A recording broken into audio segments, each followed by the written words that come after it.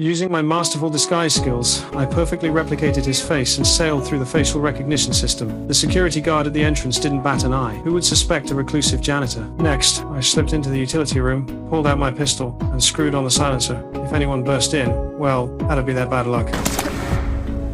Even if security noticed something off and came running, I wasn't worried I had a gun in hand.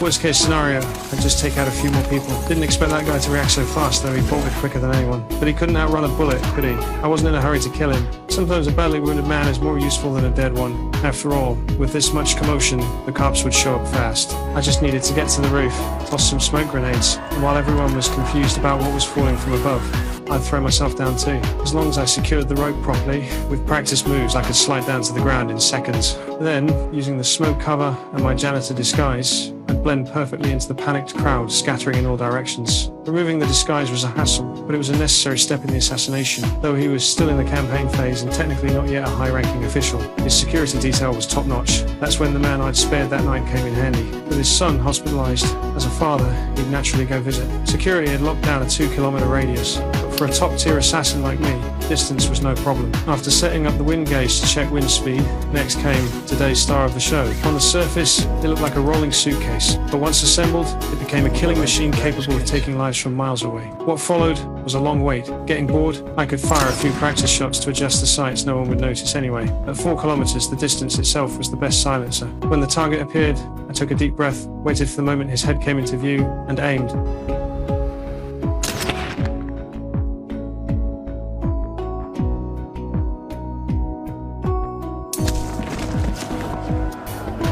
My code name was Jeko, and I solved problems for people. I never cared whether my targets were good guys or bad guys, only how much the bounty on their head would pay. Killing was my specialty, but escaping was just as professional. Even at top speed, it would take 5 minutes to cover 4 kilometers. I calmly packed up my suitcase and, for good measure, hit the emergency button to call the police myself. When I drove away from the hotel and passed the cops racing to the scene, I felt nothing, if anything. I wanted to laugh. My shooting position wasn't hard to find, and the police pinpointed it quickly, but when they burst into the room, all that was left was the surprise I'd prepared in advance.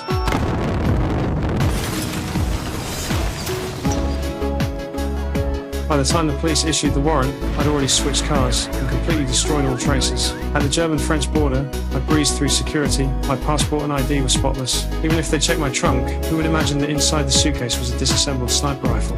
After entering France, I never expected a tenacious woman would lock onto my trail. Surveillance showed my shot was from 3,800 meters, a world record. A sniper rifle with that range would need an extremely long barrel, obviously too long for a rolling suitcase. So there was only one possibility. The barrel was detachable, something that was taboo in the manufacturing world. Only one person in the world could pull that off, and Banner's informant happened to know where I was hiding. Meanwhile, I'd made it to Spain and was contacting my middleman from an internet cafe. I usually took on new jobs after completing one, letting things cool down while I researched the next target.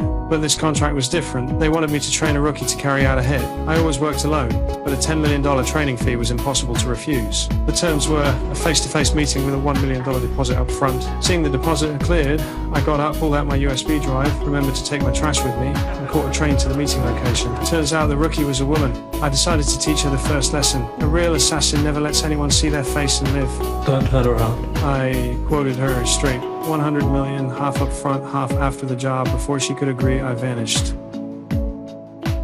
Everyone has a weakness, and I'm no exception. In Spain, I had a girlfriend I loved deeply, and she had no idea where my money came from. To give her a better life, I wouldn't pass up any opportunity to make money. But when I went to collect the final payment from an old client, someone actually had the nerve to stiff an assassin.